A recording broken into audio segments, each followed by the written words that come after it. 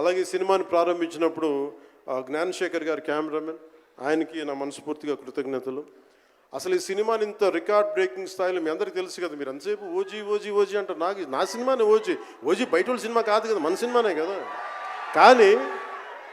కానీ హరిహర వీరమల్లుకి ప్రాణం పెట్టిన ఇంకొక వ్యక్తి ఉన్నారు, ఆయన మనోజ్ పరమహంస.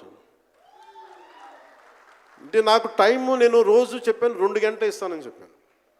నేను అడ్మినిస్ట్రేటివ్ నా దగ్గర ఉంది, ఈశ్వర్ ఖండ్రే గారిలాగా నేను కూడా ఫారెస్ట్ మినిస్టర్, దాంతోపాటు పంచాయతీ రాజ్ ఉంది. వీటన్నిటి మధ్యలో నేను ఇవ్వగలిగేది 7 నుంచి 9 2 గంటలు ఇస్తాను. మీకు ఏం చేస్తుంటారో చేసుకోండి. వారానికి 5 రోజులు ఇచ్చాను.